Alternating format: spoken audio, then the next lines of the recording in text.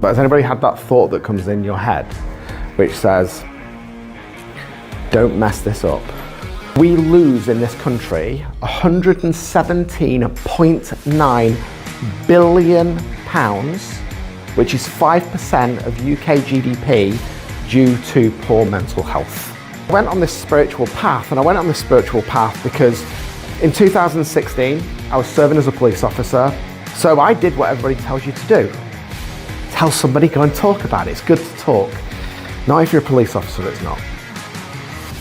Because all of a sudden, now I had a mental health label on my back that said, can he do his job?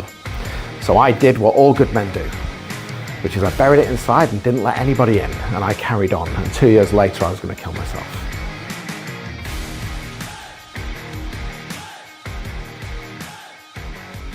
Do you know, it's really interesting, isn't it? When, I don't know if any of you have had to public speak before or you've had to do anything, but has anybody had that thought that comes in your head which says, don't mess this up, or will there be anybody there who's going to turn up? You know, you have that narrative going around in your head that you can't get out of, right? And it's kind of, where is that coming from? And then all of these feelings start to come up in your body and you don't know what you're doing. So my name is Marcus Matthews. I'm an advanced clinical hypnotherapist. I'm a clinical hypnotherapy supervisor, and I'm also a mind mentor. You've probably not heard of what a mind mentor is because I made it up about 6 months ago to try and explain what I do. So my mission and my aim is to completely disrupt the mental health system because it's broken. So if we look at that just purely from financial terms, I've just spent 2 days in Excel. So I did a bit of research, and when it comes to business, so money makes the world go round, right? Money's energy. And so when we look at the impact of just businesses, and businesses have got people in them, and people are part of communities, pretty much on average, we lose in this country £117.9 billion, which is 5% of UK GDP, due to poor mental health. According to the NHS's own statistics, if you go through your GP and you go for talking therapy, not that I'm against talking therapy, by the way, I'm not here to bash any therapies, but the success rate, well, it's not even a success rate, I think the wording they use on the NHS website is people see a recovery or some change is 49.9%. Now, to put that into context, I want you to imagine you break your leg and you go to your GP and you go, I've broken my leg, and you walk in because you've broken your leg like this because you can't walk properly. And your GP turns around to you and says, hey, well, what we'll do is we'll give you some drugs for the pain, aka sertraline, which we spend around about £25 million in the NHS on, just on that one drug. And then come in every week and let's have a chat about your broken leg. Don't worry, you've got another leg. You can just hobble for the rest of your life. And what we'll do is we'll help you cope and manage. Now, I'm not saying that to run down the NHS.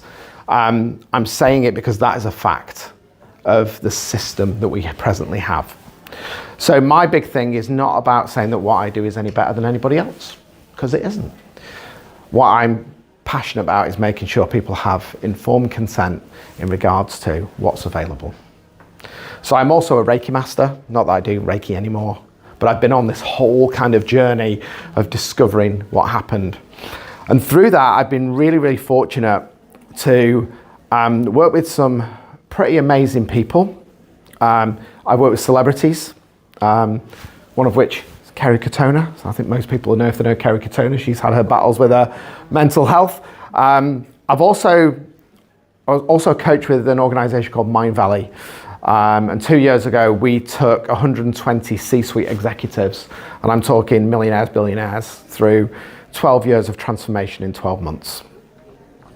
And for me, that was an amazing experience because I started to understand what makes the difference between people who have good mental health, have good lives, and those that don't.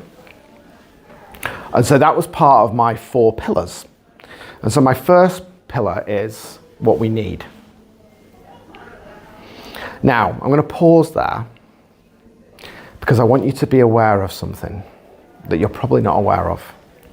As I speak, I want you to be aware of how you feel and the narrative that's in your head. It might be, yes, I get that, I'm on board, I understand that. Or it might be, where's he going with this? Who is this idiot? I don't like him anymore.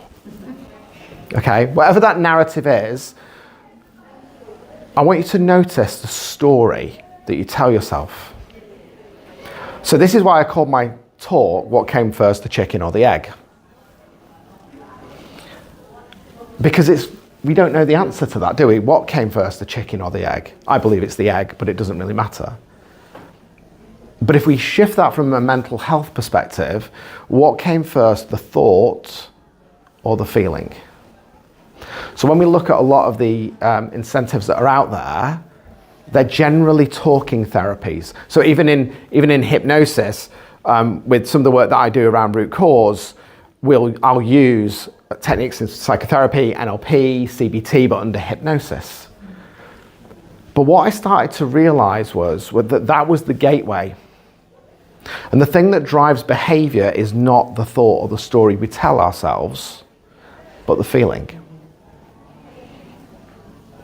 Because if you think about it or feel about it, I don't think anxious, I feel it.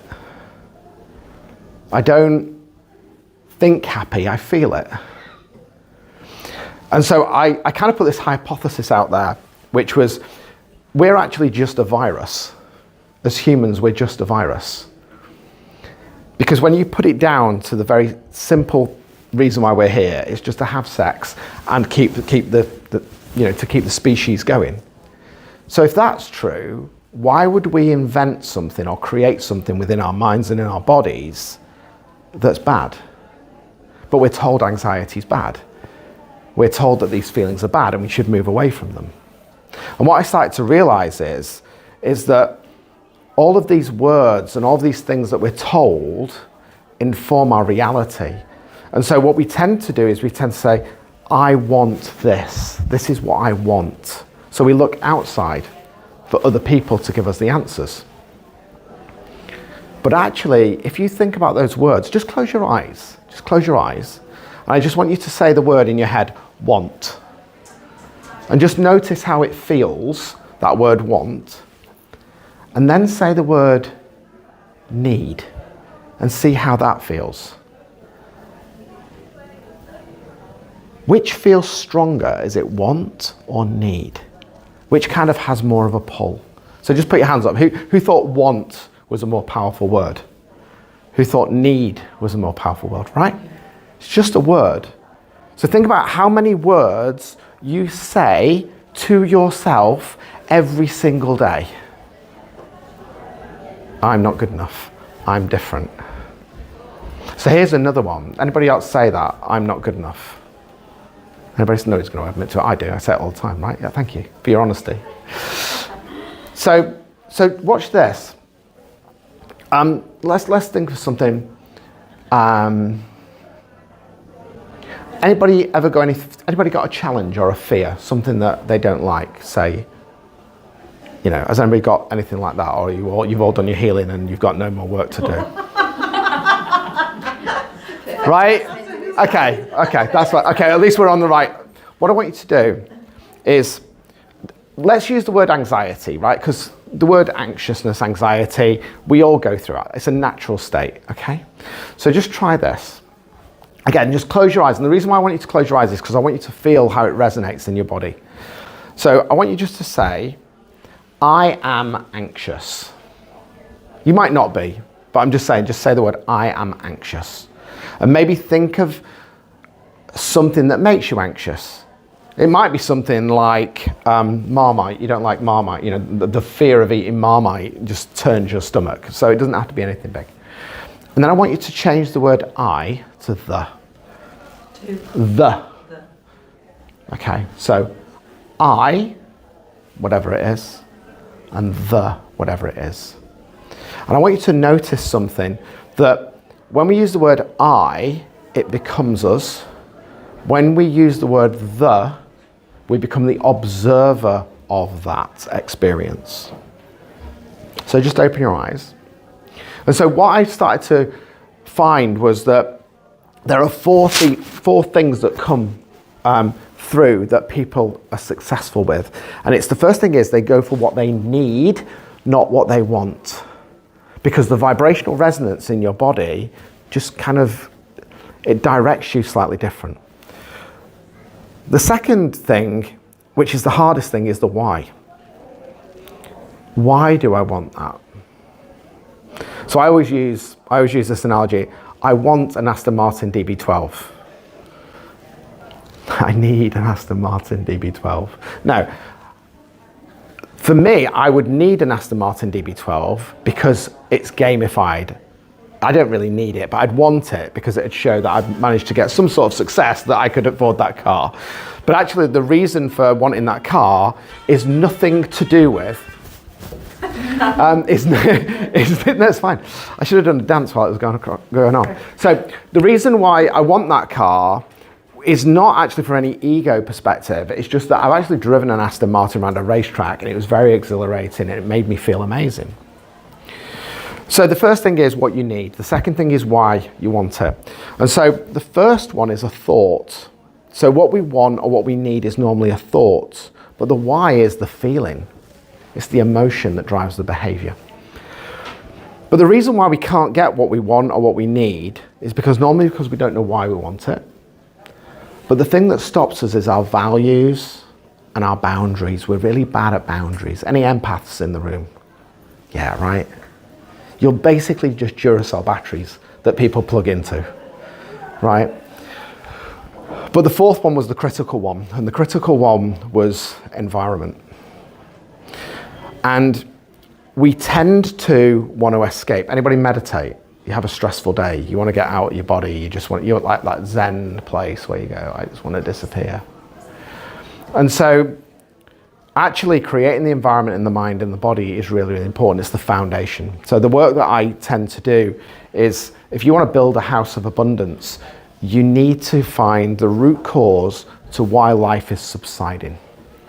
So that's a lot of the work that I do with my clients.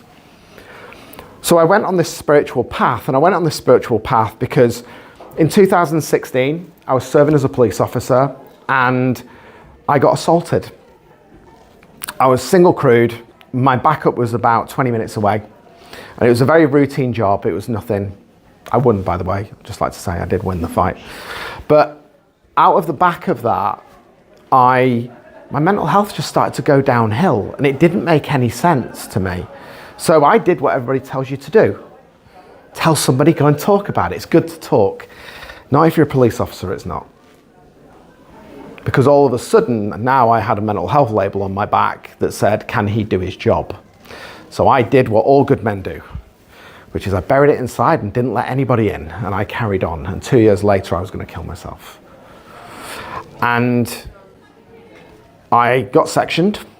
I ended up in the Royal Shrewsbury Hospital, and then I entered the mental health system, which, as somebody who's dealt with a lot of suicides, I picked a lot of bodies up from train tracks I've dealt with. I now realise that my old job was not normal. And so I went to my GP, and my GP said, well, we can give you some drugs to, calm things down. We can give you some counselling. It's going to be about 12 months to 18 months to see a psychotherapist. Anybody know this story? Does anybody mind if I swear? Because I was in a bit of a poor state. So this is what I actually said to my GP, is I said, I don't want drugs. I don't want to talk about it. I want to know what the fuck I feel the way I do. Makes no sense. Logically, I've got a job that I love. I wanted to be a copper since I was 5. I've got an amazing wife. I've got an amazing family. I've got an amazing home. On paper, everything is perfect. Why do I want to kill myself? This makes no sense whatsoever. So I started on this journey of trying to understand that why. Felt abandoned, felt lonely. I won't tell you my God moment, but this is what I actually found out. When I was 6 years old, I was on holiday with my brother, my mum, and my dad. And my brother threw a frisbee into the water, into the sea. So I was 6, I could swim. So I wander over, I pick the frisbee up, I turn around. As I turn around, a wave hits me from the back. I go underneath. And my brother and my dad come in, pull me out. And being from the Northwest, they then both took the mickey out of me and thought it was funny. My mum, being very matriarchal, stormed down the beach, told them off, took me up to where she was, wrapped a towel around me, and that was it. Could have happened to any of us, right? Probably has. Here's what my subconscious mind did. Your mind is there for one job, and that's to keep you safe, and that's all. And in that moment, my mind did this. At the moment that you were most vulnerable, the people that you were relying on weren't there to help you. And so when I was in that situation, and what I needed at that moment wasn't given to me, my mind went, the people who are supposed to look after you didn't. And because this had been a repeated pattern of behavior that had gone into my subconscious mind, I wasn't even aware of it. But here's the thing.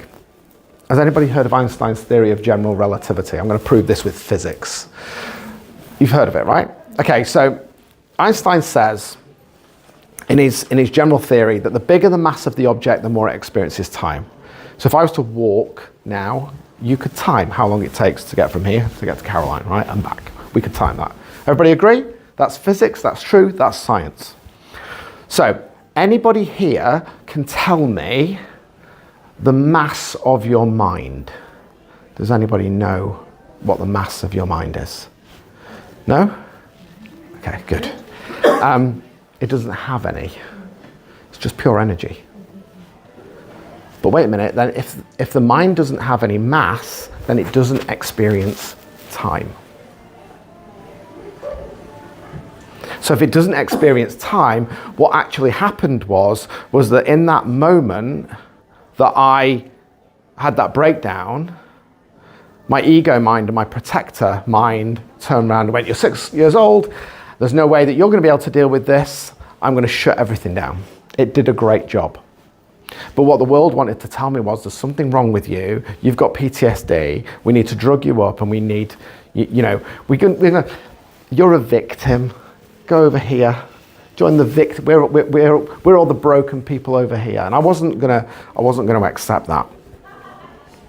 So I went on this kind of journey and I went into all of this spirituality and I started to look at chakras and I did Reiki and it was great.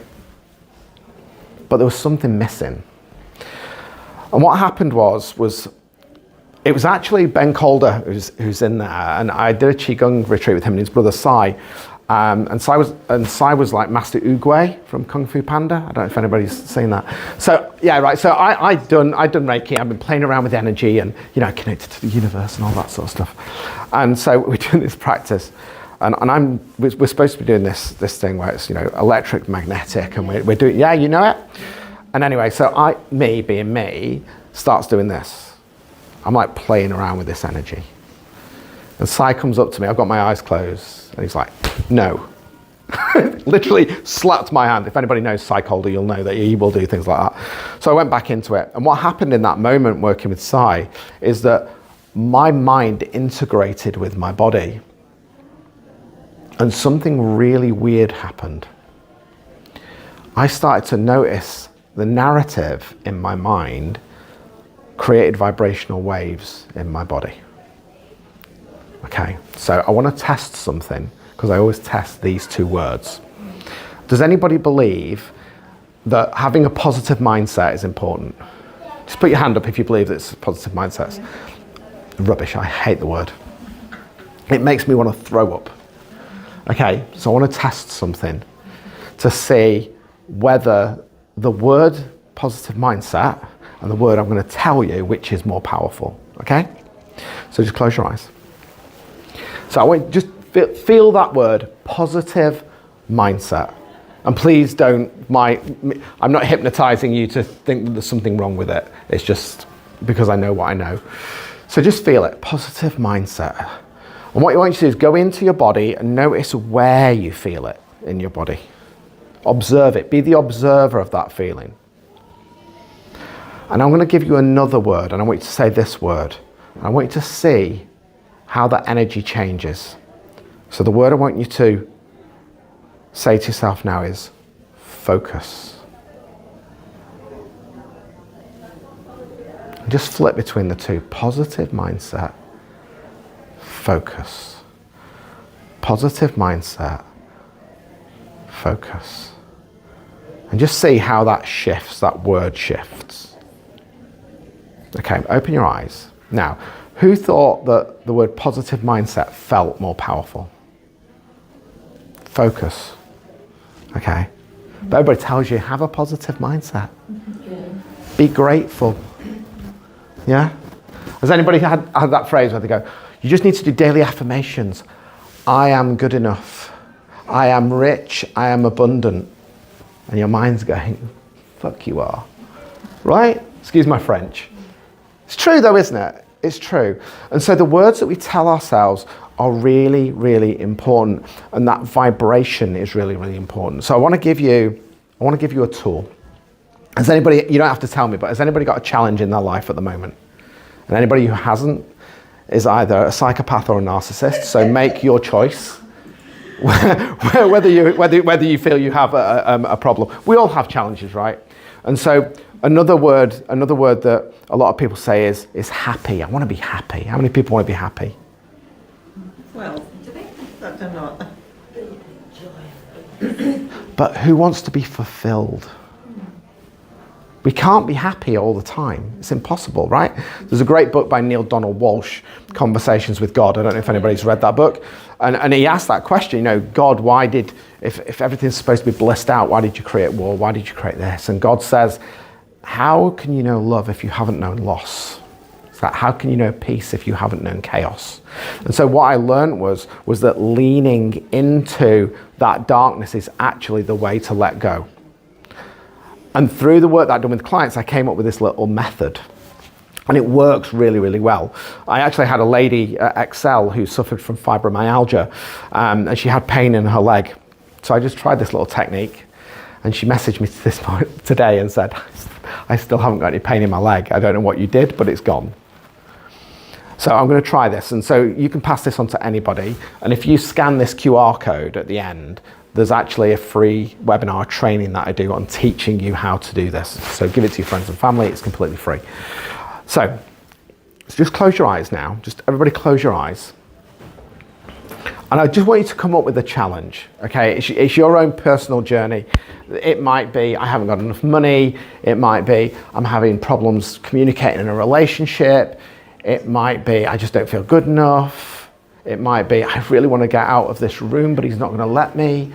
Whatever it is, okay.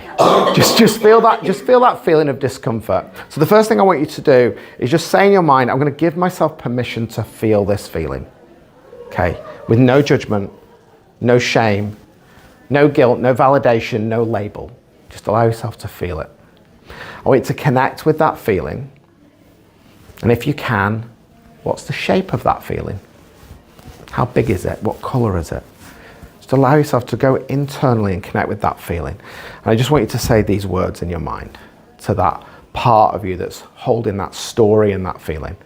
I want you to say, I'm completely safe. My mind and my body are just trying to help me, and that's okay. And then just notice if that feeling shifts or changes. We're going to do it again. I'm completely safe. My mind and my body are just trying to help me, and that's okay. And now I want you to say this sentence and just see what the first thing that comes up into your mind is. Just to say, what I need right now is. And what comes up? It might be something simple like a hug. It might be something as simple as giving yourself permission just to know that you're okay. So let's do it again. I'm completely safe. My mind and my body are just trying to help me, and that's okay. And what I need right now is, and see what that is. So whatever it is that you need, even if it seems impossible,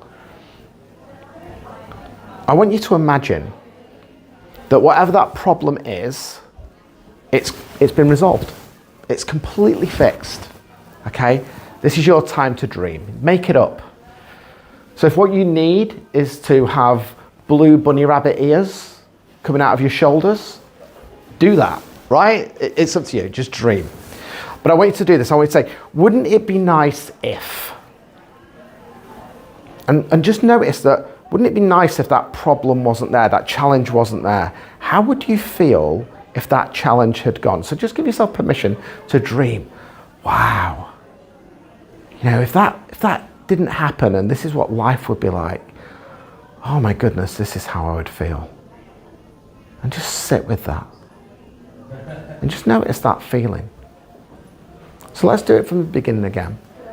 Look at that feeling, that challenge, and just say, I'm completely safe. My mind and my body are just trying to help me, and that's okay. And what I need right now is this thing. And wouldn't it be nice if I had that now? Wow, what would that feel like? And allow yourself just to feel that feeling. What I want you to do now is I want you to strip the story away and just focus on that feeling. And whenever you feel that you've got that challenge, whenever you feel that life gets on top of you, I want you to know that that feeling is always available to you. Because remember, the mind goes towards what you focus on. So if you want to bring in peace, love, and purpose, you don't need to focus on the story. You just need to focus on the feeling. Because that will create a vibrational frequency that will go out from you to other people. Because the secret that you are looking for doesn't reside outside of you. It resides inside of you. So just open your eyes. I just want you to see how truly powerful you are when you understand that the story you tell yourself is not the thing that drives behavior, it's the feeling that you feel. So I hope that was useful. I've got a webinar that I do for about 46 minutes, and it will introduce you to who you really, really are. And I take what I've just done today to the next level. I've had a lot of people that have watched that webinar and stuff has come up and they've released physical pain, they've released all sorts of stuff. And I want to just tell you very quickly where that all came from. So just before I was going to kill myself, I was on holiday in Italy.